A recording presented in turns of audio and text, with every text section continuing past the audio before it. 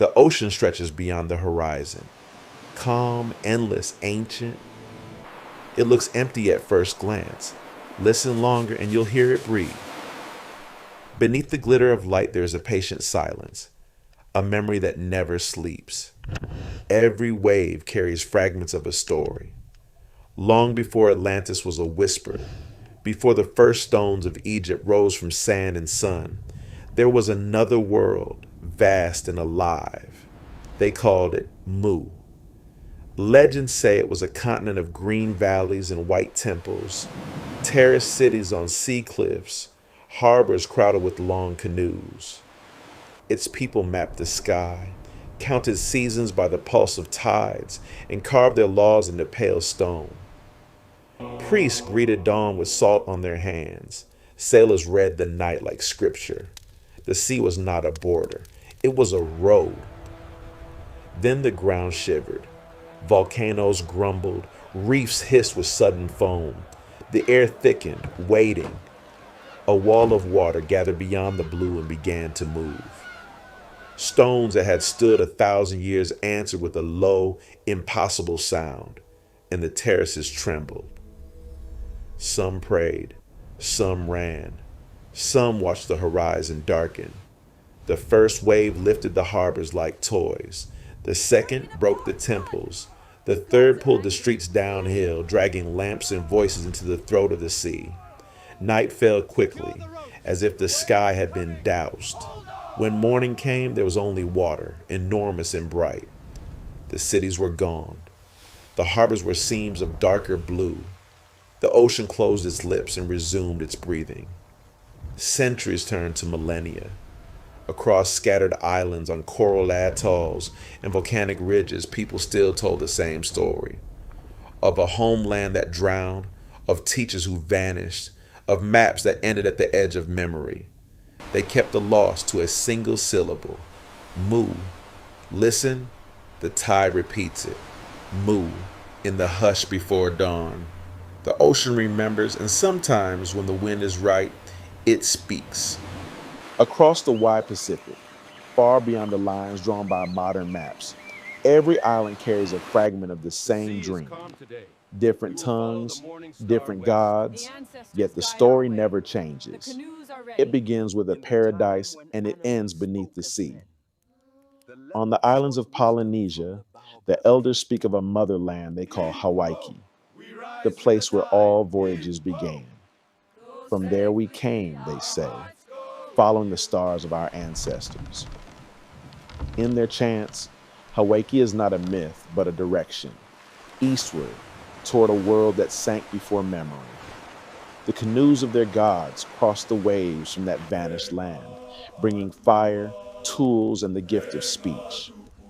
When storms rise, the old men still point to the horizon and whisper that Hawaii lies beneath it.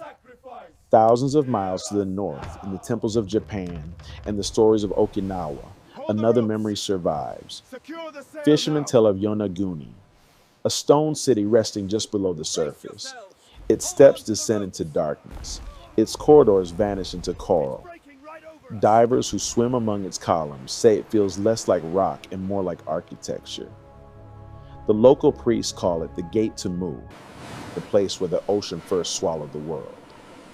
Across the ocean again, on the coast of Central America, the Maya speak of Tulan Zuiva, the 7 caves where humanity was born and scattered by a great flood.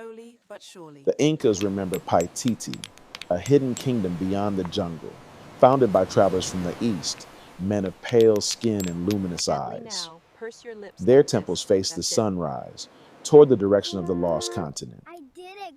In the islands of Micronesia, the ruins of Nan Madol rise straight from the sea, a city of basalt blocks, heavier than houses, built with an accuracy no one can explain. The locals call it the City of Ghosts. They say its builders came from a land that vanished in a single night. When the waves withdrew, only the black stones remained, glistening with salt and silence. Even in India, far from the Pacific, the Sanskrit epics tell of Kumari Kandam, a mighty realm to the south that drowned beneath the waves. The Tamil priests claimed their ancestors escaped the flood and carried with them the memory of the stars. Some scholars whispered that Kumari Kandam and Mu are the same name in different tongues, the same lost cradle of civilization. So many peoples, so many distances, and yet their songs fit together like pieces of a single broken tablet. A continent of light, a flood, survivors sailing west and east, teaching the scattered tribes the art of building, of counting, of writing. How could the same memory drift so far if it was never true? 19th century missionaries who reached the Pacific were the first to notice it. They found Polynesian myths echoing the book of Genesis, floods, towers, migrations, but older than scripture itself. Later, when explorers mapped the ocean floor, they found plateaus, ridges, and drowned mountain chains, stretching from Easter Island to Tahiti, from Hawaii to New Guinea, like the skeleton of a sunken world. Some dismissed it as coincidence. Others saw a pattern too deliberate to ignore. What if the myth of Mu was not an invention, but a memory of an age erased by water and time? In the early 1900s, a British officer named James Churchward claimed to have read ancient tablets in India, records of Mu, the motherland of mankind. He described a civilization of 64 million people, ruled by high priests who understood both the soul and the atom. Their temples were white, their symbols geometric, their science hidden in stone. When he published his books, the world laughed, but the stories he translated matched the myths of Polynesia, word for word. For decades, adventurers followed his clues. They searched the atolls of Micronesia, the reefs near Tonga, the underwater terraces of Japan. Some brought back photographs of walls and stairs beneath the waves. Others returned with nothing but salt and silence. The ocean kept its secret well. Still, every myth carries a truth, even if it hides beneath exaggeration. Perhaps Mu was not one continent, but a network of islands, a maritime civilization that rose when sea levels were lower. When the ice melted and the ocean claimed their cities, their survivors became the first navigators of the world. They carried memories across the waters, memories that turned into legends. And so the Pacific became a graveyard of stories. Every wave above Yonaguni, every echo in Nan Madol, every chant in a Polynesian canoe, all point to the same idea, that humanity once lived together on a land now gone. The ocean does not forget. It only waits. And when the wind is still, its voice is almost human. For centuries, the story of Mu was nothing more than a whisper, a legend told by sailors, monks, and dreamers who stared too long at the horizon. But in the age of exploration, when men began to measure the world, the silence of the Pacific started to raise questions it could no longer hide. In the 19th century, European naturalists crossed the Pacific collecting shells, bones, and myths. What they found puzzled them. Carvings and symbols that appeared thousands of miles apart, yet shared the same geometry. Spirals, suns with 8 rays, waves encircling mountains. From Easter Island to New Guinea, from the Marquesas to the Andes, the same marks appeared again and again, as if a single teacher had once drawn them all. When the missionaries translated the chants of Polynesian priests, they found traces of an older vocabulary, words for temple, star, law, and sea that seemed unrelated to any known tongue. Linguists called it coincidence. Poets called it memory. The ocean, they said, had once spoken one language. Then came the maps, the first true outlines of the ocean floor. Between 1890 and 1930, ships of the Royal Navy dragged weighted lines across the Pacific, sounding its depths mile by mile. What they charted astonished the scientists of the day. Far beneath the waves lay vast plateaus, underwater ridges, and mountain ranges that link continents like bridges now broken. The Tuamotu Ridge, the Emperor Seamount Chain, the East Pacific Rise, an entire drowned landscape stretching from Asia to the Americas. To some, it was proof of plate tectonics. To others, it was a skeleton of a sunken continent. The debate grew louder when volcanic rock dredged from the seafloor turned out to be far younger than expected. It was as if the Pacific had collapsed, not in ancient geological time, but within the memory of man. In the early 1900s, explorers turned belief into mission. Among them was James Churchward, soldier, mystic, engineer. In India, he encountered monks who guarded what they called the Nakal tablets, relics written in a pictographic script. The monks told him they came from a civilization destroyed by fire and water thousands of years ago. Churchward devoted the rest of his life to decoding them. In his books, he described Mu as a vast continent stretching from Micronesia to Easter Island, the cradle of all later cultures, Egyptian, Mayan, Sumerian. He claimed that its people mastered a science lost to modern minds, the manipulation of a life force that held matter together. To the academic world, his theories were fantasy. Yet even his critics could not explain why so many Pacific myths echoed the details he wrote down. The white temples, the priests of the sun, the sudden flood. While the scholars argued, divers began to find shapes beneath the sea. In 1987, off the coast of Yonaguni, a Japanese diver named Kihachiro Aratake descended 40 feet and saw a massive staircase carved into stone. Terraces, steps, and walls arranged in perfect right angles. A city without name. Some said it was natural erosion. Others saw the fingerprints of ancient hands. The discovery revived the legend of Mu for a new generation. Underwater archaeologists mapped the site and found channels, roads, and platforms aligned with the cardinal points. Marine geologists noted tool marks that defy random formation. Yet no pottery, no bones, no artifacts, only stone, silent and deliberate. If it was once a city, time had erased every human trace. Farther east, in the ruins of Nan Madol, researchers uncovered a labyrinth of canals built from 2 million tons of basalt, each column quarried miles away. No one could explain how the builders moved them without metal or beasts of burden. Some estimated the city was at least 1,000 years old. Others insisted on 10 times that age. The local stories were always the same. The builders came from the sea, and when their land sank, they built again upon the waves. Geologists sought natural explanations. They pointed to plate tectonics, subsidence, rising seas. They spoke of the ring of fire, of continents grinding, of islands born and drowned. Yet even they admitted that human memory stretches further than science dares to measure. Oral tradition, repeated for 10,000 years, can preserve the outline of real events. Could the myth of Mu be a recollection of the last ice age, when sea levels rose 400 feet and erased coastal civilizations we have yet to discover? Oceanographers scanning the seafloor with sonar found evidence of terraces and level plateaus near Tonga, Samoa, and the Hawaiian chain, as if shaped for cities that now lie under hundreds of meters of water.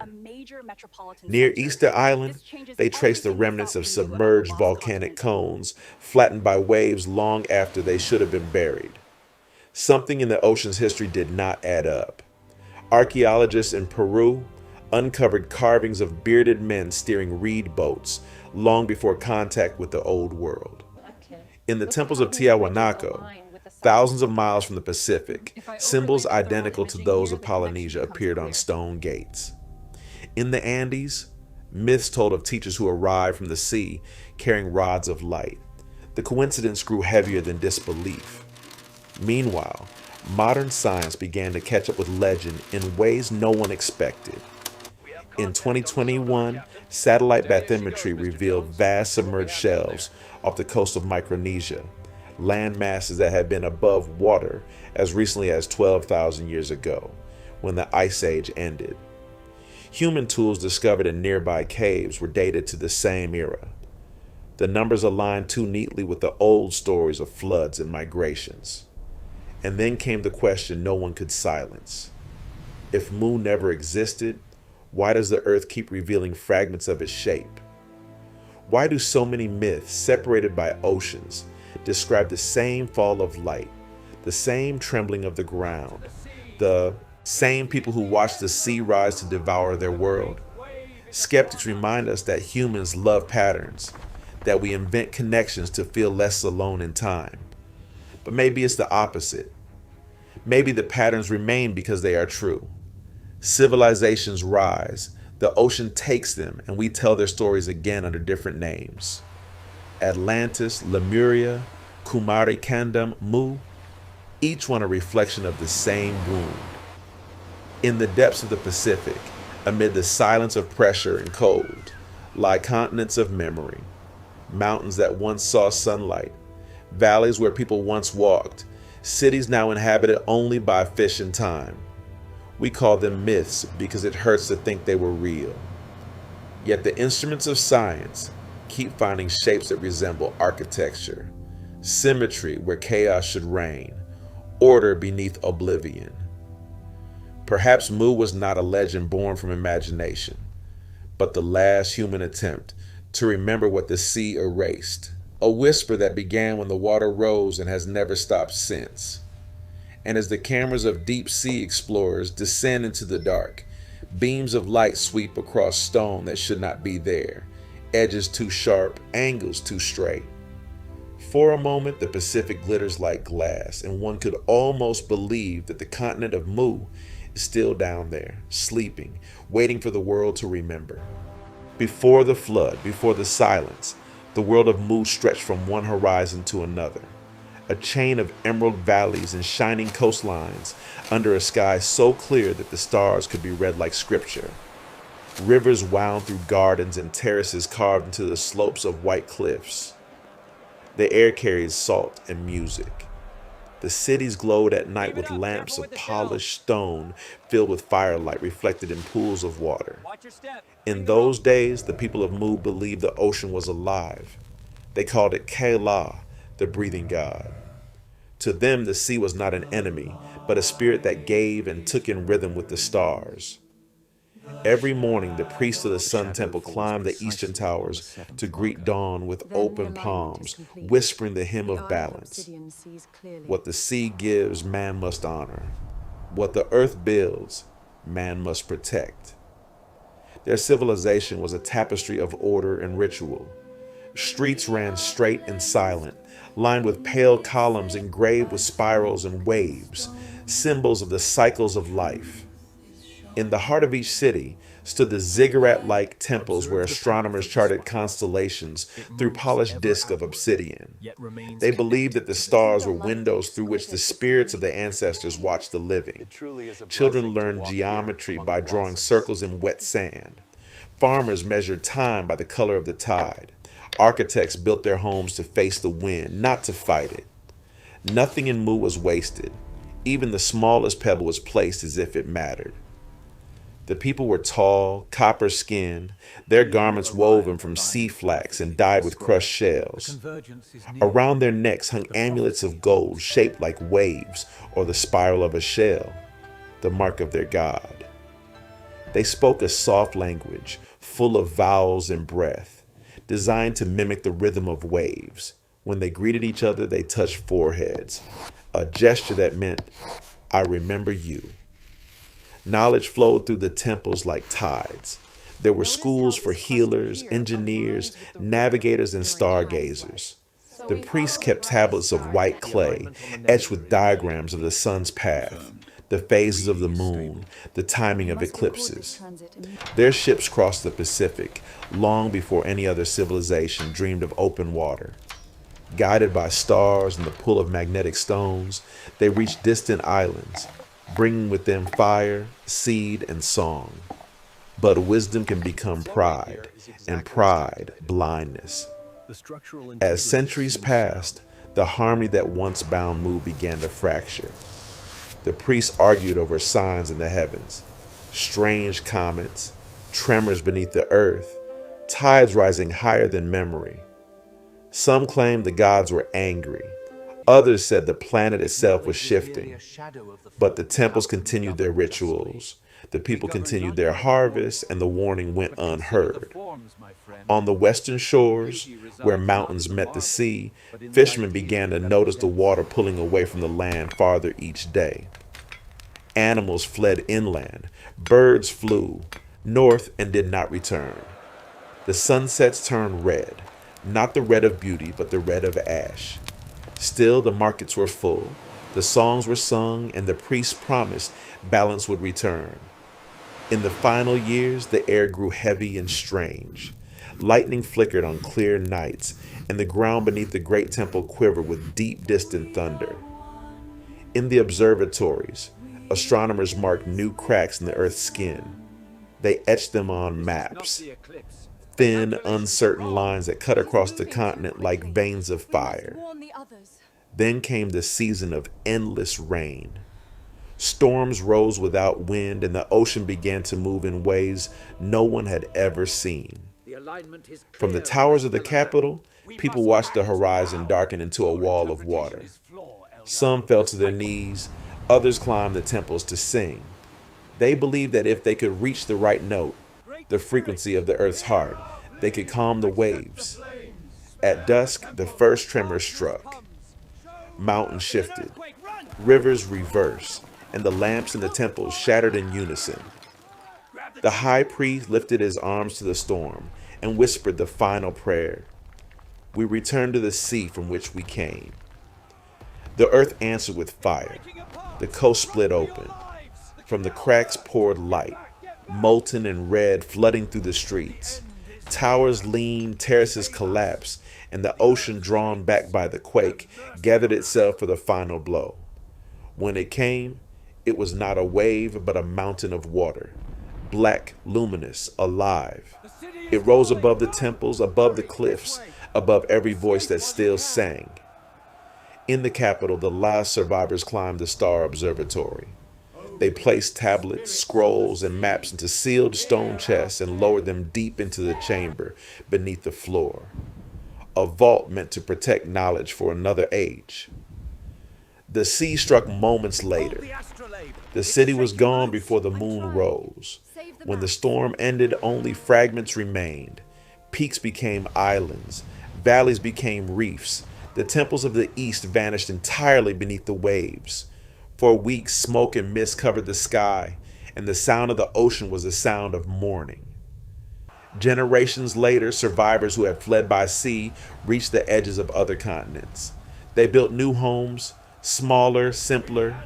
They carried fragments of language, symbols, songs, on the cliffs of Peru, in the jungles of Burma, on the shores of Polynesia.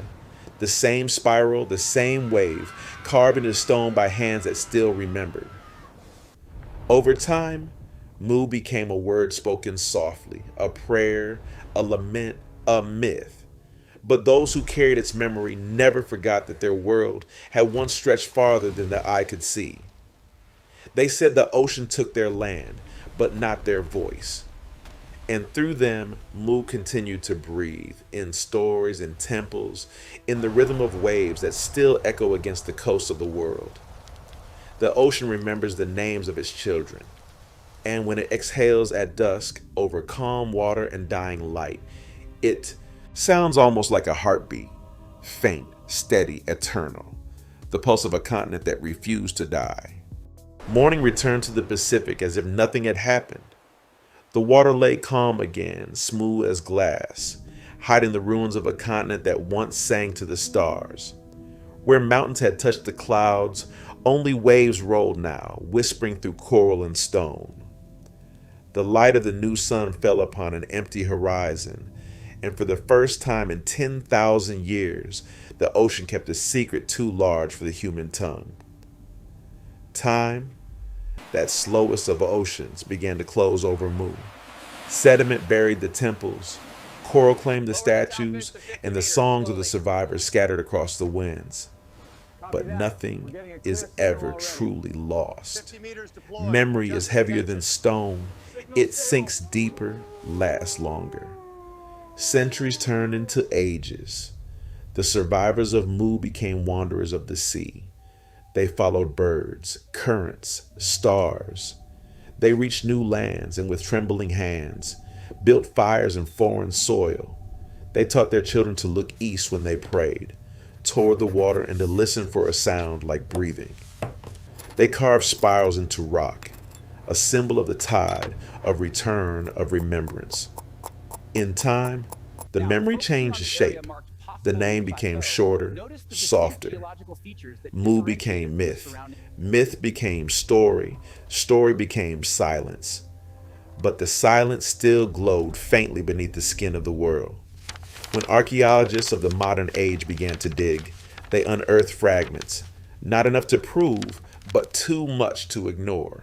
Symbols in Peru that matched carvings in Micronesia. Stone faces on Easter Island staring toward the same sunrise in the temples of Angkor.